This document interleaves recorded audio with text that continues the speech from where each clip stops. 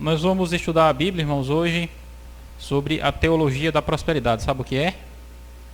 A teologia da prosperidade é pregada nas igrejas neopentecostais. São as igrejas que têm muitos espaços aí na televisão. As igrejas que trabalham com o ministério de curas e com o ministério de riqueza. Dá para você identificar quais são as igrejas. Não precisa nem citar o nome, né? Porque são muitas igrejas hoje populares na televisão que trabalham com esse foco. Curas, né? E dinheiro. Cura e dinheiro. E você pode observar que são as igrejas mais cheias, né? Se você pegar a Bíblia, vamos pregar aqui a salvação, arrependimento, né? Deixar o pecado. Quem é que quer? As pessoas não têm muito interesse nessas coisas, não. Mas aqui você vem para a igreja para você ser curado e para você enricar. Aí as pessoas se interessam, né? Mas qual é a base teológica dessas igrejas? Elas dizem que está na Bíblia a teologia deles, né? É chamada teologia da prosperidade. Eles são baseados em duas ideias básicas que tem na Bíblia. Vamos ver a primeira aí, em Deuteronômio 28. Deuteronômio 28, 12. Diz assim: o Senhor te abrirá o seu bom tesouro, não é isso? O céu para dar chuva à sua terra no seu tempo e para abençoar toda a obra das tuas mãos. Emprestarás a muitas gentes, porém não tomarás emprestado. Aí o verso 13 diz: o Senhor te porá por cabeça, não é assim? E não por cauda. E só estarás em cima e nunca embaixo, se obedeceres os mandamentos do Senhor teu Deus, que hoje te ordeno para o guardar e cumprir.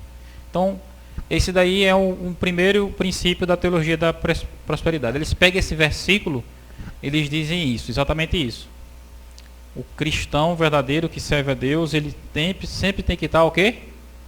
Por cima, nunca por baixo. Ele sempre tem que ter dinheiro para emprestar e nunca para tomar emprestado.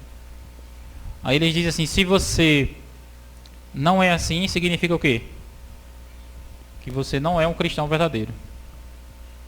Aí por isso que eles pregam essa mensagem dizendo assim: venha para a igreja para você aprender como ser assim. Uma pessoa próspera, uma pessoa abençoada. A Bíblia ensina realmente isso, entendeu? Que quando a gente obedece a Deus, o resultado é bênção. O resultado é prosperidade. Mas há o quê? Exceções. Por exemplo, Jesus. Jesus era rico? Não. Jesus era humilde, pobre.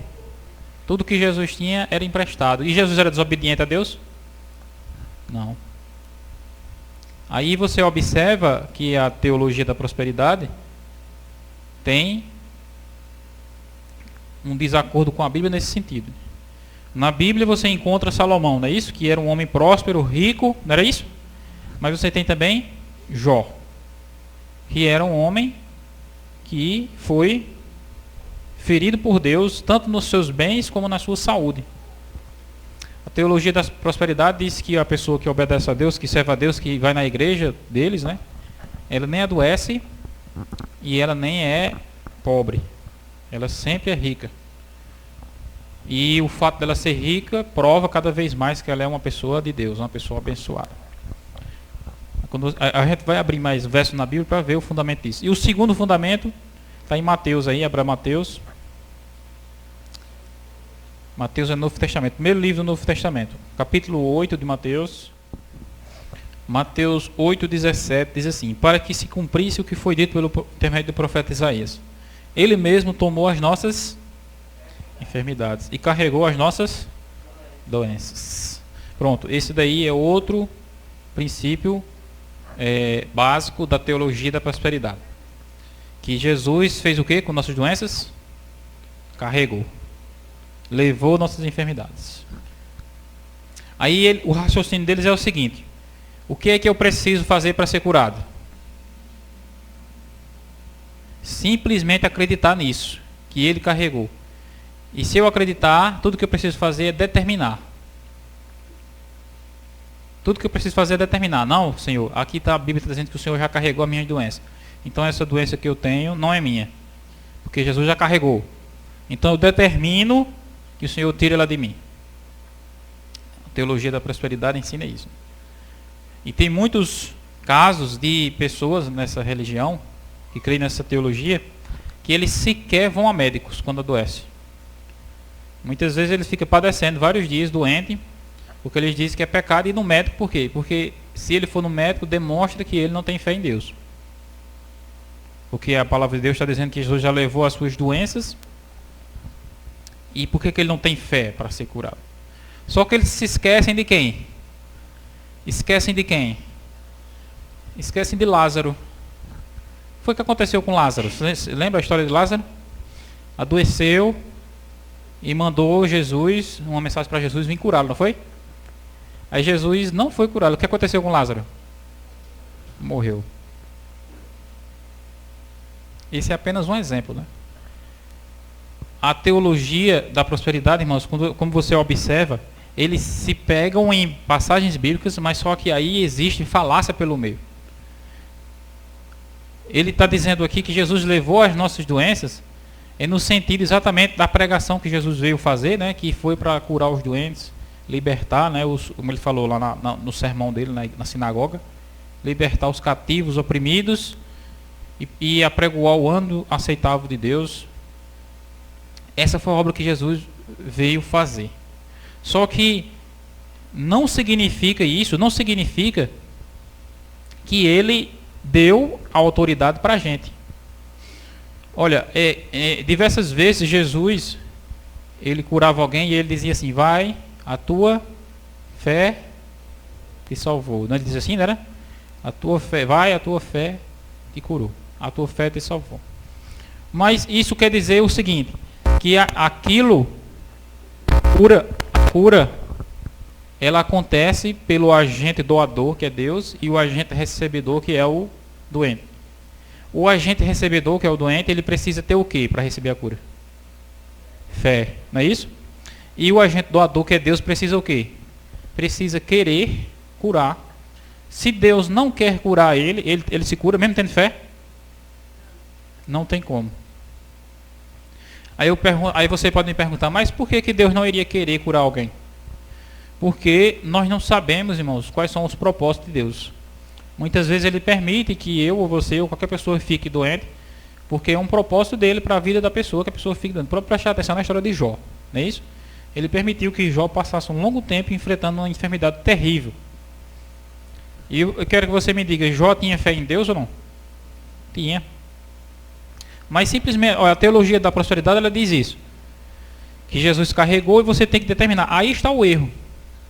Porque não é a gente que determina nada a Deus, é Deus que determina a vontade dele sobre nós. Se Deus determinar que eu e você, irmãos, tenhamos que passar por provas, a gente vai ter que passar. Deus, ele sabe muitas vezes a capacidade que eu e você tem, né? E ele sabe que muitas vezes eu e você não temos capacidade de lidar com muito dinheiro. Se você pegar em muito dinheiro, você endoidece. Aí começa a se desviar. Aí Deus sabe disso e ele não concede que você tenha dinheiro. Isso não significa que você é infiel a ele. Significa que ele está trabalhando na sua vida. Eu vou mostrar para vocês aqui o exemplo de Paulo. Abra aí em Filipenses, Novo Testamento aí, depois de Efésios. Filipenses 4, verso 11. Diz assim: digo isto não por causa da pobreza, porque eu aprendi a viver contente em toda e qualquer situação. Não é assim? E o verso 12. Verso 12 diz: eu tanto sei ser humilhado, como também ser honrado. De tudo, em todas as circunstâncias, já tenho experiência, tanto de fartura como de fome, assim de abundância como de escassez. Observe, será que Paulo não era um homem fiel a Deus para passar fome? O que vocês acham? Segundo a teologia da prosperidade, uma pessoa que serve a Deus, ela nunca pode passar por privação, por escassez, como ele está dizendo aqui, que ele passou. Ela está sempre no topo. E Paulo era um homem fiel a Deus, o um que mais pregou o Evangelho de Cristo no Novo Testamento. E ele está dizendo aqui que ele sabia o que era pobreza, sabia o que era fome, sabia o que era fartura também. E ele sabia lidar com as duas coisas. Percebe aí como cai por terra a teologia da prosperidade? 2 Timóteo 4:20 diz assim: Erasto ficou em Corinto, não é isso? Não é isso que diz? Erasto ficou em Corinto. Quanto a Trófimo, deixei o doente em Mileto. Não é isso? Ele fala de Erasto e fala de Trófimo. Aí ele diz que ele pegou Trófimo e deixou ele em Mileto. E Trófimo estava o quê? A pergunta que vem é: por que Paulo não curou Trófimo? O que é que vocês acham? Paulo não era acostumado a curar pessoas? O que é que vocês acham? Lá no livro de Atos mostra, irmãos, diversos casos em que Paulo curava as pessoas. Inclusive diz que até os lenços e aventais que ele usava, as pessoas tocavam e eram curadas. Teve um rapaz que caiu de uma janela lá, chamado Eutico. Caiu, se espatifou no chão, disse: está morto. Paulo chegou, pegou nele, encostou, o homem ressuscitou. Teve outro homem lá que ele chegou numa ilha, a ilha de Malta, e o homem estava com uma desinteria grande. Aí Paulo chegou lá, orou nele, o homem ficou bom na mesma hora. Aí Paulo chega com Trófimo e diz que pegou Trófimo e deixou ele, o quê? Doente, lá na casa do rapaz, lá em Mileto. Eu faço a pergunta: por que Paulo não curou Trófimo? Se ele curava tantas pessoas? Hein? Aí está a resposta. Porque quem curava não era Paulo, era quem? Era Deus. É o que eu falei para vocês, irmãos. A teologia da prosperidade diz que eu que curo, é a pessoa que determina ser curada. Mas a Bíblia mostra que não é assim. Que é o desígnio de Deus. Deus determinou que Paulo curasse Eutico, que Paulo curasse aquelas pessoas que ele curou lá no livro de Atos. Mas já Trófimo, Deus não autorizou. E Trófimo, Paulo chegou lá com ele, talvez tenha até orado nele, mas não funcionou. E deixou ele doente lá. Outro caso é em Timóteo mesmo. Timóteo que você está lendo, né? 1 Timóteo 5.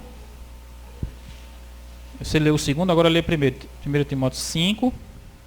1 Timóteo 5, 23. Diz assim: não continues a beber somente água, usa também um pouco de vinho, por causa do teu estômago e das tuas frequentes enfermidades. Quem era que tinha frequentes enfermidades? Timóteo. Isso aqui é Paulo falando com ele. Escreveu o livro, a carta para ele, e ele disse: Timóteo, beba também um pouco de vinho, por causa do quê? Estômago. Quem aqui é doente do estômago? Tem ninguém não? Tem? A Alda. E tem que tomar um remédio, não é isso? Eu pergunto: Paulo poderia curar Timóteo? Se Deus autorizasse, ele podia. Mas só que não era desígnio de Deus que Timóteo fosse curado. Aí Paulo disse: beba um pouco de vinho para ajudar. Ou seja, ele indicou um remédio, não é isso? Significa o quê? Que quando a gente está doente, a gente deve orar a Deus, a gente deve crer em Deus, a gente deve pedir a Deus, mas a gente deve também fazer o quê? Tomar remédio. Entendeu? No caso, esse vinho ali, a palavra que é o suco da uva. Os próprios médicos, eles indicam para o coração você tomar o vinho antes das refeições, mas é o suco de uva puro, né? Que faz bem ao coração, faz bem ao corpo, né? Ao alimento que Deus criou. Aí algumas pessoas se aproveitam e enchem a cara, né? Ó, o vinho ali. Você tá vendo? Como eu falei para vocês, irmãos, para que haja cura, primeiro, Deus precisa querer. Segundo, a pessoa precisa ter fé. Se Deus quiser curar você, mas você não tiver fé, você não é curado. E se você tiver fé, mas Deus não quiser, também você não é curado. Quando você tem fé e Deus quer, então Ele lhe cura. Aí se você disser assim: não, Deus, eu quero tanto, por que Deus não quer me curar? Aí você deve orar para que Deus lhe mostre por que Ele não quer lhe curar, entendeu? Eu vou mostrar isso aqui na Bíblia para vocês. Teve um caso também lá do coxo. Não sei se vocês já viram essa história na Bíblia, que Tiago e João iam entrando na igreja, no templo. Aí tinha um coxo sentado, pedindo esmola na porta do templo. Aí disse que quando eles viram Tiago e João, levantou a mão assim, pedindo esmola. Aí Pedro olhou para ele e disse: eu não tenho prata nem ouro, mas o que eu tenho eu te dou. Em nome de Jesus Cristo, levanta-te e anda. Aí o homem segurou na mão de Pedro e levantou e saiu andando. Disse que ficava pulando dentro da igreja, né? Então alegre que ele ficou, né? Foi quem que curou? Foi Pedro ou foi Deus? Por que foi Deus? Porque esse homem, a Bíblia diz lá em Atos 3, que ele era coxo de nascença. E que todos os dias ele ficava à porta do templo, pedindo esmola. E antes de Pedro, quem era que andava fazendo milagre ali no templo? Jesus. Por que Jesus não curou aquele homem? E morreu, ressuscitou, foi embora. Só Pedro que foi curar ele. Está entendendo? Existe o desígnio de Deus, irmãos, para todas as coisas. E a gente precisa compreender. É quando ele vê que é o propósito dele. Teve aquela questão do cego de nascença que os discípulos disseram assim: Senhor, quem foi que pecou? Foi esse ou foi seus pais para que ele nascesse cego? Aí Jesus disse: nem foi ele, nem foi seus pais. Foi para que se manifeste nele as obras de Deus. Aí foi lá, colocou o barro nos olhos dele, mandou se lavar e curou. Ele só ficou doente. Foi exatamente para que ele foi cego até aquele momento ali, para que Deus fosse glorificado. Isso significa o quê? A Bíblia deixa claro, irmãos, quando a pessoa está doente, quando a pessoa vive na miséria, isso é resultado da transgressão das leis de Deus. Mas nem sempre. Às vezes você é fiel, às vezes você é obediente a Deus, às vezes você é vegetariano, não come nada impuro e você adoece. Isso significa que você não deve obedecer à lei de Deus? Não. Significa que você deve crer em Deus e deve procurar obedecer a Ele. O apóstolo Paulo, ele curou muitas pessoas e teve algumas pessoas que ele não conseguiu curar, que foi Trófimo, Timóteo, não é isso? E outra pessoa que ele não conseguiu curar, sabe quem foi? Veja aí, ele mesmo. Em 2 Coríntios 12, diz assim, 2 Coríntios 12, 7. Para que não me ensoberbecesse com a grandeza das revelações, foi-me posto o quê? Um espinho na carne, mensageiro de quem? Satanás. Para me esbofetear, a fim de que eu não me exalte. Por causa disso, 3 vezes pedi o quê? Pedi ao Senhor que me afastasse de mim. Então ele me disse: a minha graça te basta, porque o poder se aperfeiçoa na fraqueza. De boa vontade, pois, me gloriarei nas fraquezas, para que sobre mim repouse o poder de Cristo. Observe, irmãos, que Paulo, ele tinha uma enfermidade e que ele chamava espinho na carne. E ele disse que era como um mensageiro de Satanás esbofeteando ele. Era um negócio desagradável, né? Já imaginou aí como era desagradável isso? Alguns estudiosos da exegese bíblica, eles dizem que isso era possivelmente um problema de visão. Vocês lembram que Paulo ficou cego quando viu Jesus? Quando ele vinha lá, entrando em Damasco, aí Jesus apareceu, ele ficou cego, passou 3 dias cego, e disse que um discípulo chamado Ananias orou nele, disse que caíram umas escamas dos seus olhos, e ele passou a ver. Mas alguns estudiosos dizem que desde esse dia, nunca mais ele teve visão perfeita. E ele tinha um problema grave na visão. Inclusive ele escreve no livro de Gálatas que os irmãos de Gálatas queriam arrancar os próprios olhos deles para dar a Paulo. Eles dizendo que sentiam aquela dor que Paulo tinha, né? Por aquela dificuldade. Tem uma passagem lá em Gálatas que fala isso. Então alguns estudiosos dizem que talvez fosse isso, né? Possivelmente fosse isso. Mas não se sabe bem qual era. Mas a verdade é que ele vivia com aquilo todos os dias da sua vida. E ele pedia a Deus e Deus dizia o quê? Minha graça te basta. Isso daí mais uma vez prova, irmãos, aquilo que eu falei para vocês. Não é quando a gente tem fé apenas que nós somos curados. É quando Deus permite. Deus não permitiu que Paulo fosse curado. E aquilo foi bom ou foi ruim para Paulo? Foi bom, porque ele disse que Deus ensinou a ele a se gloriar nas fraquezas. A aprender que a graça de Deus te basta. As coisas ruins, muitas vezes, elas nos fazem bem. O diabo, quando ele tentou a Cristo, ele procurou atentar a Cristo exatamente nesse ponto. Ele disse: como é que você é o filho de Deus, você está dizendo que é, e está aí passando fome? Como é que você é o filho de Deus e você não tem nada? Ok, eu vou lhe oferecer os reinos do mundo, basta que você me adore. Aí, no Desejo das Nações, a irmã White, ela fala que o diabo chegou até o ponto de dizer assim para Jesus: eu ouvi falar que Deus expulsou um anjo do céu e eu estou olhando, parece que foi você. Aí imaginou? Porque o diabo, ele não apareceu para Jesus na forma do diabo, ele apareceu como um anjo, né? De glória. Um anjo, como um anjo é de fato, né? E ele viu Jesus ali desfigurado, magro, entendeu? Sofrendo. Ele disse: olha, você está dizendo que é filho de Deus, mas eu acho que você é um filho caído. Que era o que ele era, né? Isso tudo mostra o quê? Que se você está com Deus, você muitas vezes pode enfrentar sofrimento, enfrentar doença, enfrentar privações. Isso não significa que você não é de Deus. A história de Jesus prova isso, né? A história de João Batista também prova isso. João Batista morreu decapitado na prisão.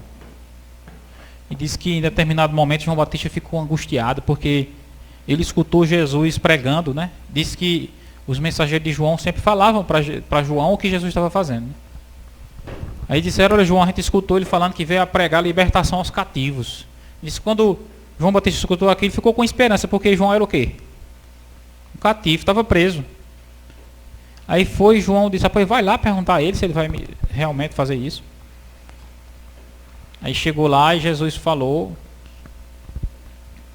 uma mensagem, né, para João Batista, né, de que ele precisaria crer. Quando os mensageiros de João Batista voltaram para falar para João, então João entendeu que a missão dele era morrer. Ele entendeu o seguinte, que ele, o Messias, Jesus, veio destinado a morrer. E ele, que era o precursor, ia ter o que de melhor em comparação a isso? O próprio Messias, o enviado de Deus, veio para morrer, imagine ele. Aí ele pensou: Deus me deu uma missão, que era pregar e morrer. É uma missão que acho que poucas pessoas iriam querer, né? Mas ele se alegrou com aquilo. Por quê?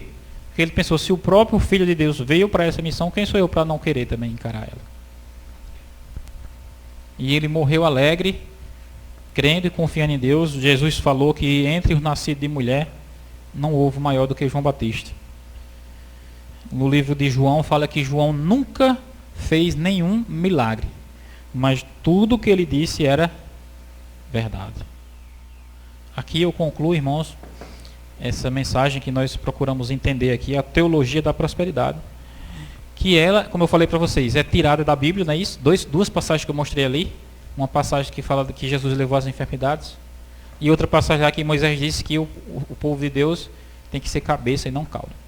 De fato, como a gente viu aqui, Deus, ele concede isso para aqueles que ele determinar que seja assim, né?